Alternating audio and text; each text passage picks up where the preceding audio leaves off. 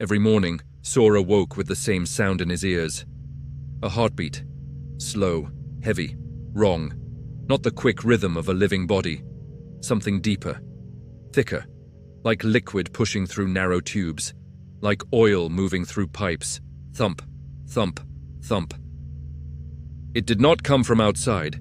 It came from inside his chest. Doctors told him nothing was wrong. Your heart is perfectly healthy. They smiled politely, too politely, like actors forgetting their lines. But Sora knew they were wrong, because sometimes, when he pressed his palm against his chest, he felt movement, not beating, crawling. At night, the dreams returned, always the same, always incomplete. He stood in a dark room, walls covered with handprints, small ones, large ones layered over each other, black stains dripping downward.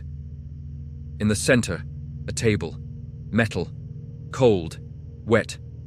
Something rested on it, covered by cloth, breathing slowly.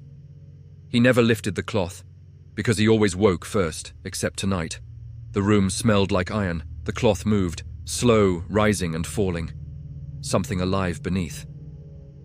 Sora reached out, his fingers trembling. The moment he touched the fabric, the heartbeat in his chest grew louder, faster, hungry. He pulled. Underneath, a heart, black, glossy, still beating. He screamed and woke up. Morning light filled the apartment. Normal, safe, ordinary, except his hands were stained dark, not blood. Something thicker, almost tar-like. He washed them. The stain faded, but never completely disappeared. Thin shadows remained along his fingers. The city felt strange. People stared too long, smiled too carefully, like they knew something he didn't. Sometimes, strangers called out to him. "Doctor." He always corrected them. "I'm not a doctor," they always apologized, but their eyes said otherwise. One afternoon, he passed a hospital. Something pulled at him. Not curiosity, recognition. He stood in front of the building for a long time, certain he had never been there. Certain, absolutely certain. Inside, the hallways felt familiar, too familiar, like walking through a memory worn smooth. Nurses nodded as he passed. "Welcome back," Sora shook his head. "You must be mistaken." But they did not look surprised. At the end of the corridor, a locked door, he knew what was behind it, even though he had never seen it. Operating Room 3. The moment his hand touched the handle, reality slipped. The lights flickered, walls peeled apart, paint dissolving into shadow. Suddenly, he stood inside. Bright surgical lights burned overhead, metal instruments lined perfectly. The table waited.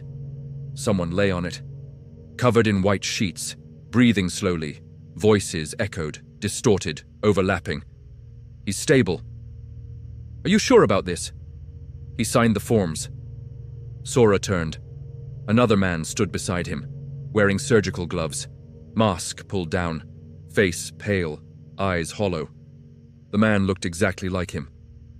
"No," Sora whispered. Other Sora picked up a scalpel. Hands steady. Too steady. The sheet pulled back. A young woman, unconscious, chest marked with surgical lines, her face familiar. Not because he knew her, because he had seen it before. In dreams, in reflections, in fragments of memory. "She trusts us," a voice said. Other Sora nodded. "She volunteered!" A lie. Even then, the scalpel cut cleanly, too easily. Skin opened. Red became black, not blood. Something darker, thicker. The woman woke, eyes wide, unable to move, unable to scream. She saw him, not the other one, the real one, watching. Her lips trembled. "Why?" Other Sora did not stop. The ribcage opened. Slow, careful, precise. The heart lifted out, still beating. But instead of red, it darkened, turning black, spreading from the center outward like rot, like infection, like guilt made physical. Other Sora stared at it, fascinated, whispering, "It works." The woman stopped breathing. Flatline. Silence. The memory cracked. Sora fell to the floor, shaking. "I didn't..." But he already knew. More memories came. Faster, sharper. Not one patient, many. Each promised help, treatment, hope. Each used. Cut open, studied, discarded. Illegal experiments. hidden records, destroyed evidence. He wanted to see what happened when a heart stopped being human. And when the deaths began, he erased it, changed hospitals, changed records, changed himself, forgot, again and again and again. The black heart in the dream was not a symbol, it was real. He had kept one, studied it, obsessed over it. Until guilt became unbearable, until memory became poison, until forgetting became survival. You remember now. The voice came from behind. The woman stood there, chest unbroken, eyes calm, too calm. I was trying to help people. You were curious. I didn't mean to kill. You continued anyway. Reality fractured, operating rooms layered over apartments, patients layered over strangers, hearts layered over shadows, each beating, black, heavy, endless. I can't live with this, he whispered. I know. The world trembled, reset approaching, memories softening, pain fading.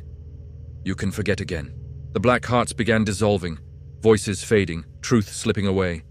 Safe ignorance waiting. Sora stared at his hands. Dark stains in the creases. Permanent. I killed them.